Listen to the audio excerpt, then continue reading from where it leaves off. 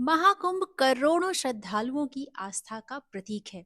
ये सिर्फ महाकुंभ नहीं, बल्कि ये ऐसा संगम है जहां पर भारत की संस्कृति, आस्था और परंपरा तीनों चीजों को एक साथ देखा जा सकता है। ये एक ऐसा पवित्र एहसास है जिसका हम सब बड़ी बेसब्री से इंतजार करते हैं। इस साल 13 जनवरी से शुरू हुआ है महाकुंभ और ये बहुत मायनों में खास है।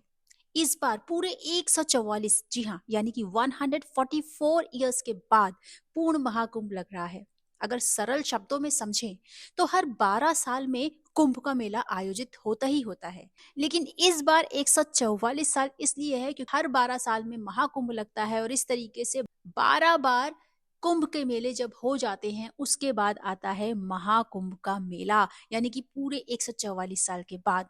तो इस बार ये आयोजन प्रयागराज में हो रहा है और इस बार महाकुंभ में क्या कुछ खास होने वाला है इसके बारे में आप सभी जानते होंगे, लेकिन आप नहीं जानते होंगे शायद इतिहास ये कितना पुराना है। महाकुंभ से जुड़े हुए रहस्य हैं जो हमारे ग्रंथों में छुपे हैं, लेकिन उन्हें उजागर करना बेहद जरूरी है। तो आइए जानते हैं कि महाकुंभ से जुड़े कौन कौन सी ऐसी बातें हैं जिन्हें हम सबको जानना बहुत जरूरी है। सबसे पहली चीज आती है कि कब और कहाँ लगा था सबसे पहला महाकुंभ। तो कुछ ग्रंथों में उल्लेख किया गया है कि सतयुग से ही इस मेले का आयोजन किया जा रहा है। हालांकि किसी भी पुराण में विस्तार से इसके बारे में कुछ नहीं बताया गया है, तो ये कब और कहाँ हुआ ये पूरी तरीके से स्पष्ट अभी नहीं है। अब दूसरा सवाल आता है कि कितना पुराना है महाकुंभ का इतिहास।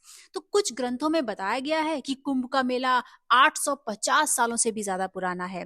ये आदि शंकराचार्य द्वारा महाकुंभ की शुरुआत की गई थी, लेकिन कुछ कथाओं में ऐसा कहा गया है कि कुंभ का आयोजन समुद्र मंथन के बाद से ही किया जा रहा है। कुछ विद्वानों के अनुसार कहा जाता है कि ये सम्राट हर्षवर्धन के समय से चल रहा है, क्योंकि उस समय से इसके प्रमाण देखे जा सकते हैं, उसके प्रूफ मौजूद हैं। इसके बाद शंकराचार्य और उनके शिष्यों द्वारा सन्यासी अखाड़ों के लिए संगम तट पर शाही स्नान की व्यवस्था की गई थी। अब आता है अगला सवाल कि कुंभ मेले में आयोजन को लेकर क्या क्या मान्यताएं हैं।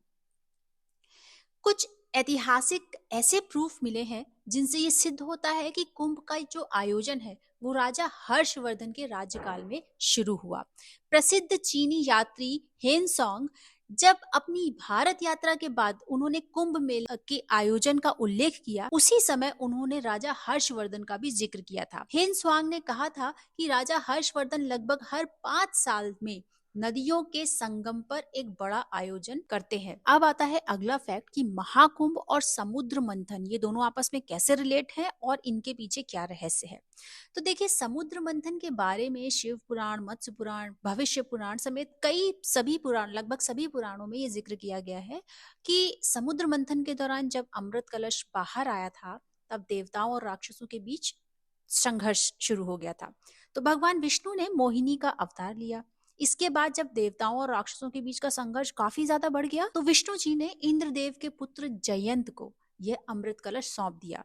जयंत कौवे का रूप धारण करके राक्षसों से अमृत का कलश को छीनकर उड़ चले थे। जब वो कलश को लेकर भाग रहे थे तो अमृत कलश से कुछ बूंदे प्रयागराज, उज्जैन, हरिद्वार और नासिक में गिर गई थी। जहां जहां अमृत कलश की बूंदें गिरी वहां वहां कुंभ मेला आयोजन किया जाता है। कुछ और इम्पोर्टेंट फैक्ट्स हैं कुंभ मेले से जुड़े हुए, जिसमें जैसे कि जब जयंत यानी इंद्रदेव के पुत्र जयंत कौवे का रूप धारण करके अमृत कलश को लेकर जा रहे थे तब उनकी जीभ पर भी अमृत की कुछ बूंदें लग गई थी, जिसकी वजह से कौवे की जो आयु होती है वो लंबी होती है और ऐसा कहा जाता है कौवा जब भी मरता है तो वो किसी दुर्घटना से ही उसकी मृत्यु होती है। अगली बात आपको बताऊंगी कि अमृत कलश को लेकर जब जयंत भाग रहे थे तो कुछ बूंदें कहाँ कहाँ गिरी थी, प्रयागराज, उज्जैन, हरिद्वार, नासिक।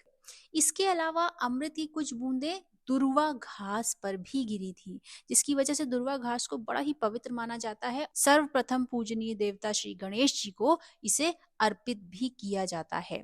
इसके अलावा सिर्फ प्रयागराज में ही क्यों लगता है महाकुंभ? अब देखिए, अमृत कलश तो कई जगह गिरा था, फिर प्रयागराज ही क्यों? तो प्रयागराज में लगने वाले महाकुंभ का अधिक महत्व है क्योंकि यहाँ पर 3 पवित्र नदियों का संगम है, गंगा, यमुना, सरस्वती।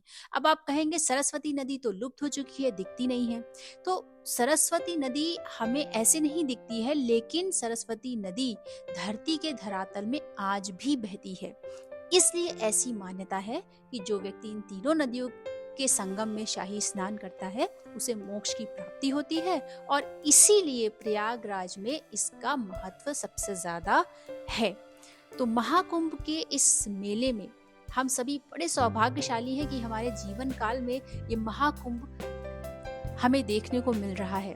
तो ज्यादा से ज्यादा कोशिश कीजिए महाकुंभ में पहुंचने की, शाही स्नान करने की और अपने जीवन को बेहतर से बेहतर बनाने की। आई होप कि आज का ये वीडियो और इसमें जो जानकारी मैंने शेयर की है आपको पसंद आई होगी।